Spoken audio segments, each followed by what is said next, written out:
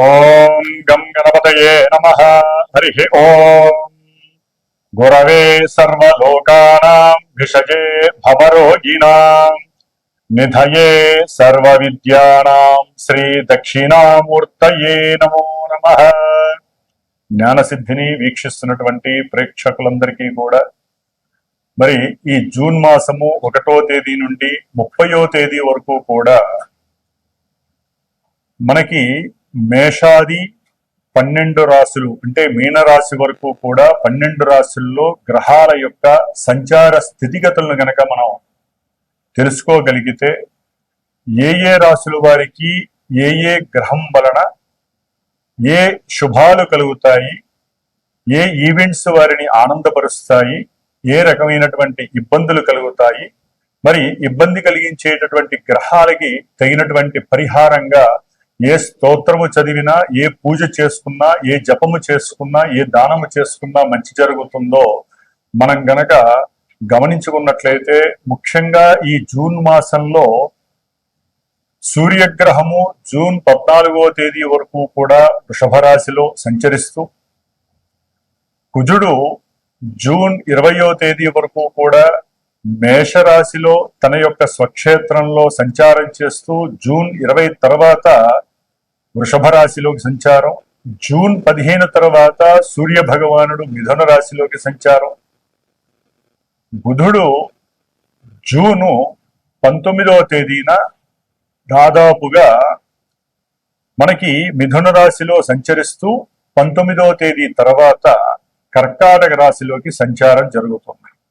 అట్లాగే ముఖ్యంగా మనందరికీ ఆనందింపదగినటువంటి విశేషముగా చెప్పుకోదగినటువంటి గ్రహము ఏదైనా ఉంటే గురుగ్రహము. ఇది చాలా విస్తారమైనటువంటి విశేషవంతమైనటువంటి ఆర్థిక లాభాదుల్ని కలుగజేస్తూ అన్ని విషయాలలో వృద్ధిని కలిగించేటటువంటి ఈ గ్రహము జూన్ 2వ తేదీన అంటే 1వ తేదీ అర్ధరాత్రి నుండి కూడా తన యొక్క ఉచ్చస్థిత రాశి అయినటువంటి మిత్ర రాశి అయినటువంటి కర్కాటక రాశిలోకి సంచరిస్తూ దాదాపుగా ఈ జూన్ మాసం అంతా అదే రాశిలో సంచారం చేస్తూ ఉంటాడు గురుడు. శుక్రుడు జూన్ 8వ తేదీ వరకు కూడా మిథున రాశిలో సంచారం చేస్తూ జూన్ 8 నుండి కూడా కర్కాటక రాశిలో గురుడితో పాటుగా సంచారం చేస్తూ ఉంటాడు. శని భగవానుడు మీనరాశిలోనే బుధ నక్షత్రమైనటువంటి రేవతి నక్షత్రంలో సంచరిస్తూ, రాహువు సొంత నక్షత్రంలో ఉంటూ కుంభరాశిలో, అట్లాగే కేతువు సింహరాశిలో సొంత నక్షత్రంలో సంచరిస్తూ, మరి చంద్రుడు దాదాపుగా 2.5 రోజులకి కూడా ఒక్కొక్క రాశిని కూడా సంచరిస్తూ అన్ని గ్రహాలతో తన యొక్క సంచారాన్ని కలగజేస్తూ ఎన్నో రకాలైనటువంటి విశేష ఫలితాలని మరి ఈ మేషాది 12 రాశులైనటువంటి మీనరాశి పర్యంతము కూడా విశేషమైనటువంటి శుభ ఫలితాలను అందజేస్తూ కొన్ని ఇబ్బందులను కలగజేస్తూ ఉండేటటువంటి అవకాశాలు ఉన్నాయి. ఏదేమైనప్పటికీ కూడా ఈ యొక్క జన్మజాతక పరిహారాలు మాత్రమే వారికి తగినటువంటి సరైనటువంటి ఈవెంట్స్ కి సరైనటువంటి ఫలితాలని ప్రోత్సాహకరంగా ఇస్తాయి అనటంలో సందేహము లేదు. గోచార సూత్రాలను బట్టి ఏ గ్రహాలు ఏ రాశుల్లో ఉంటాయో ఏ రకాలైనటువంటి ఫలితాలని అందజేస్తాయో మరి ఇప్పుడు తెలుసుకుందాం. ఓం శ్రీమాత్రే నమః. తులారాశి. తులారాశి వారికి ఈ జూన్ మాసంలో 1వ తేదీ నుండి 30వ తేదీ వరకు మనం గ్రహాల యొక్క గోచార స్థితిగతుల్ని గనక గమనించినట్లయితే గ్రహాల యొక్క మారుతున్నటువంటి ఈ సమయము తులారాశి వారికి అత్యంత యోగదాయకంగా ఉండేటటువంటి పరిస్థితి. 6వ స్థానంలో ఉన్నటువంటి శని భగవానుడు విదేశాలలో ఉన్నటువంటి వారికి కొంతమందికి ఉన్నతమైనటువంటి చక్కటి ఉద్యోగ పదవీ బాధ్యతల్ని ఇవ్వటానికి సిద్ధంగా ఉన్నాడు దాదాపుగా మే 18 నుంచి కూడా. అట్లాగే శత్రు రోగ రుణాలని కూడా మాఫీ చేసేటటువంటి స్థితిలో శని భగవానుడు ఉండటం, ఆకస్మికంగా మీరు ఏదైనా అంతకుముందు చేసినటువంటి అప్పుల ద్వారా కొంత ఇబ్బందికరమైనటువంటి ఆర్థిక నష్టాలని చవిచూచటం కూడా జరిగే అవకాశాలు ఉన్నాయి. కుటుంబంలో ఏదో తెలియనటువంటి అప్రశాంతత కూడా ఈ శని దృష్టి వలన కలగటం. ముఖ్యంగా ఈ యొక్క శని 6లో ఉన్నప్పటికీ కూడా ఆయన యొక్క దృష్టి పరంపరత వలన మీరు అనుకున్నటువంటి కార్యాల యందు ఆలస్యము వీరిని మానసికంగా బలహీనంగా చేసేటటువంటి పరిస్థితి. అట్లాగే సూర్య భగవానుడు ఉద్యోగ అవకాశాలని ఇస్తున్నాడు అనేటటువంటి పరిస్థితిని కలగజేస్తూనే నిరుత్సాహాన్ని కలుగజేస్తూ ఉన్నాడు.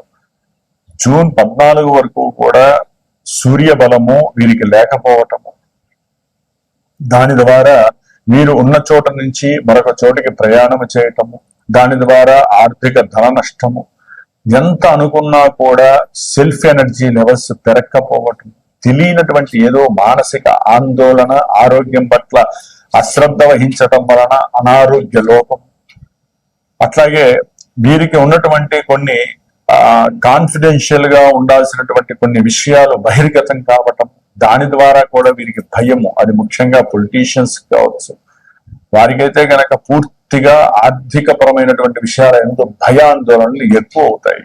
ఎప్పుడు ఏ బ్యాంకు లేకపోతే ఎక్కడ ఐటీ మనల్ని సోదా చేస్తుందో అనే భయ ఆందోళనలు తులారాశి వారికి చాలా మందికి ఉంటాయి.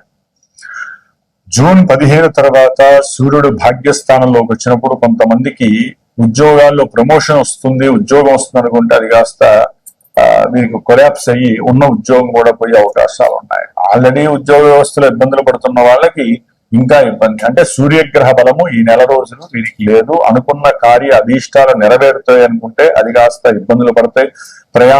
ప్రయాణాలు వాయిదాలు పడటం, చేసేటటువంటి ప్రయాణాలలో మృత్యు భయ సంకటాలు కలగటం, అట్లాగే ఎవరో ఏదో సహాయం చేస్తారనుకుంటే ఆ సహాయం చేయకపోగా వీరు చేసిన సహాయానికి అపవాదులు పొందటం, ఇవన్నీ కూడా జరగడానికి అవకాశాలు ఉన్నాయి.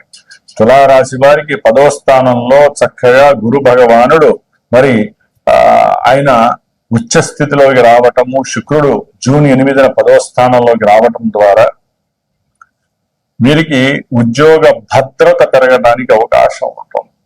ఆ భయము ఆందోళన తొలగిపోయి అంతకుముందు పూర్వంలో వీరు గుప్తంగా ఏదైనా సరే ఎవరికైనా ఆర్థికంగా కావచ్చు, సహాయ సహకారాలు ఉద్యోగరీత్యా కావచ్చు, ఏదైనా సరే ఇంటర్వ్యూలకి అప్లై చేసుకున్నా అవన్నీ కూడా వీరికి మంచి శుభవార్తలుగా రూపాంతరత చెంది మంచి ఉద్యోగ అవస్థలకు బదులు ఉద్యోగ వ్యవస్థలో వీరు పాల్గొనే అవకాశాలు కలుగుతున్నాయి తులారాశి వారికి. కాబట్టి గురు శుక్రుల యొక్క 10వ స్థాన స్థితి మంచి కీర్తిని, ప్రతిష్టని, భోగభాగ్యాదులని, అనుకూలతల్ని కలుగజేయడానికి అవకాశాలు ఉన్నాయి. కాకపోతే అనుకున్న సంకల్ప సిద్ధి జరగటానికి మాత్రము కొంచెం సూర్యగ్రహ బలము ఇబ్బంది పెట్టే అవకాశం ఉంటుంది. కాబట్టి వీరికి కర్మస్థానంలో వచ్చేటటువంటి గురు శుక్రులతో పాటుగా బుధుడు కూడా 22వ తారీఖు నుంచి కూడా అక్కడ రావటం ద్వారా విశేషమైనటువంటి పేరు ప్రఖ్యాతులు గడించడానికి అవకాశం, ఉద్యోగ పదవీ బాధ్యతలు పెంపొందించడానికి అవకాశం. గురుడి యొక్క దృష్టి ద్వితీయం మీద పడేసరికి ధనలాభం, ఉద్యోగ స్థానం మీద పడి శని మీద పడేసరికి ఆలస్యం అవుతున్నటువంటి ఉద్యోగాలన్నీ కూడా చక్కగా ముందుకు జరపబడి రావలసిన సమయానికి వచ్చే అవకాశాలు.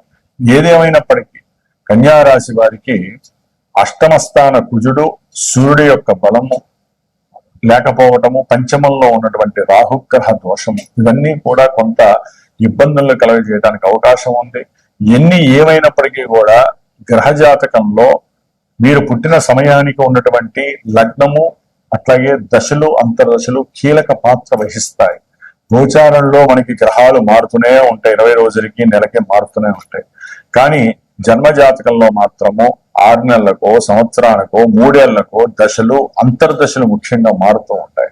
కాబట్టి సరైనటువంటి గురువుని సంప్రదించి ఎవరికైనా సరే ఆర్థికంగా పతనం ఏర్పడుతున్న, ఉద్యోగ అవకాశాలు రాకపోయినా, లేదా భార్యాభర్తల మధ్య తీవ్రమైనటువంటి గొడవలు, అవి కోర్టు సమస్యలు, ఎడబాట్ల దాకా వస్తున్న, సంతాన విచ్ఛిన్నాలు జరుగుతున్న, సంతానం అసలు కొన్ని సంవత్సరాలు గడిచినా కలక్కపోతున్నా, బాధపడే కన్నా అసలు మన జాతకం అనే పుస్తకంలో ఏముంది, అసలు మనకి ఆ యోగాలు రాసిపెట్టి ఉన్నాయా లేదా, వివాహం ఎందుకు ఇంతకాలం ఆలస్యం అవుతాం, లేకపోతే అసలు వివాహం అయి విడాకులై మళ్ళీ ద్వితీయ వివాహం అవుతుందా లేదా, వివాహం అయిన వాళ్ళు చాలా బాధలు పడుతూ ఎడబాటు అయ్యి కొన్ని సంవత్సరాలైనా మళ్ళీ రెండో వివాహం కావటానికి చాలా ఇబ్బందులు పడేవాళ్ళు ఉంటారు.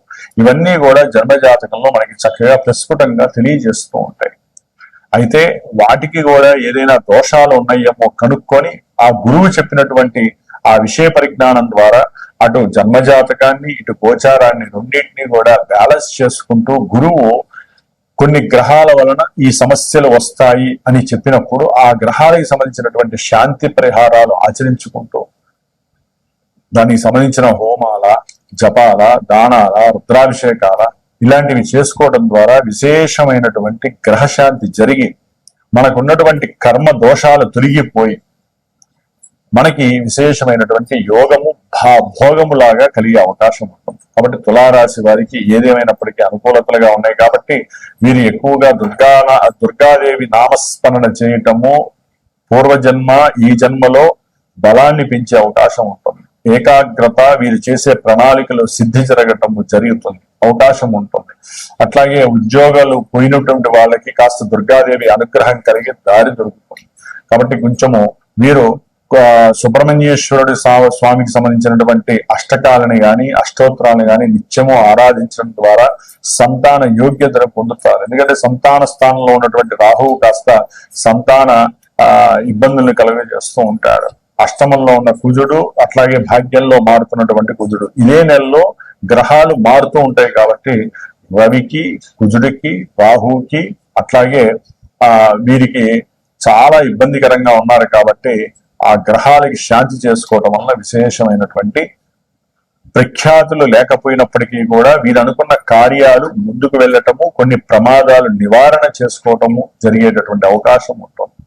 కాబట్టి ధర్మో రక్షతి రక్షితః, ధర్మాన్ని మీరు రక్షించినట్లయితే ఆ ధర్మం మిమ్మల్ని ఎప్పుడూ రక్షిస్తూ ఉంటుంది. సర్వే జనాః సుఖినో భవంతు.